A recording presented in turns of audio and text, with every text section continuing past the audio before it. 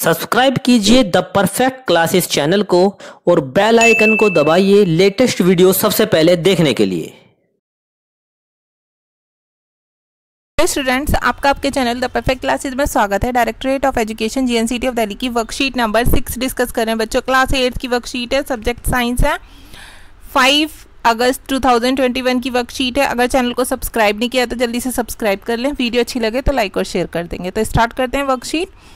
As we already know that microorganisms may be single-celled like bacteria, some algae and protozoa, or multicellular such as algae and fungi.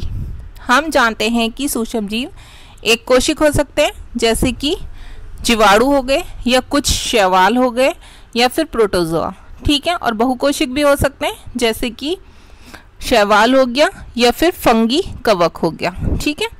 Where do micro organisms live, ये सूक्ष्मजीव कहाँ रहते हैं? तो देखिए, they can survive under all types of environment ranging from ice cold climate to hot springs and desert to marshy lands. ये सभी प्रकार के वातावरण में जीवित रह सकते हैं, जैसे कि बर्फीली ठंडी जलवायु हो, ठीक है। बर्फीली ठंडी जलवायु से लेकर गर्म झरनों तक, मरुस्थल से लेकर दलदली भूमि तक कहीं भी जीवित रह सकते हैं। They are also found inside the bodies of animals including humans, ये मनुष्यों से ही जानवरों के शरीर के अंदर भी पाए जाते हैं।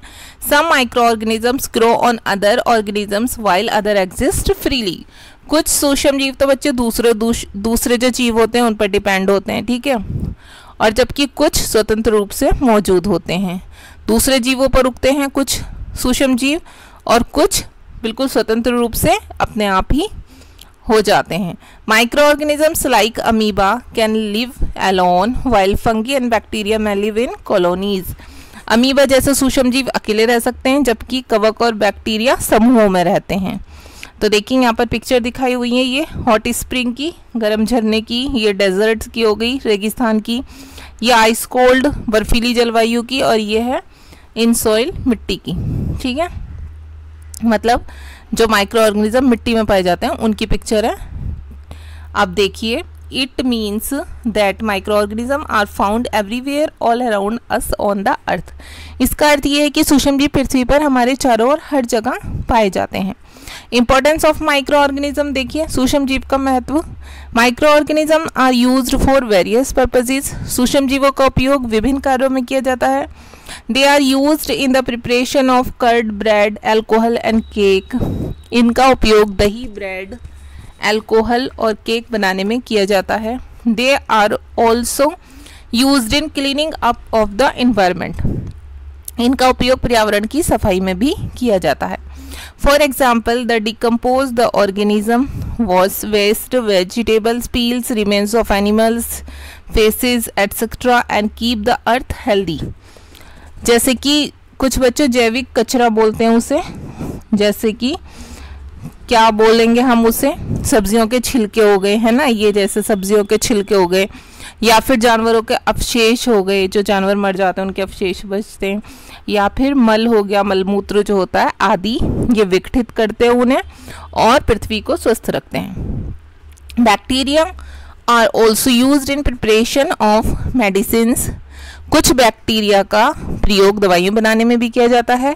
इन agriculture they are used to increase soil fertility by fixing nitrogen, कृषि में भी इनका उपयोग नाइट्रोजन स्थिरीकरण करके मिट्टी की उर्वरता को बढ़ाने में किया जाता है। अब यहाँ पिक्चर दिखाई हुई है, बेकरी आइटम दिखाई हुई हैं, यहाँ मेडिसिन दवाई दिखाई हुई है, यहाँ नाइट्रोजन फिक्सिंग, नाइट्रोजन स्थिरीकरण दिखाया हुआ। अब क्वेश्चन देखते हैं। Question number 1, give some example of unicellular and multicellular organism.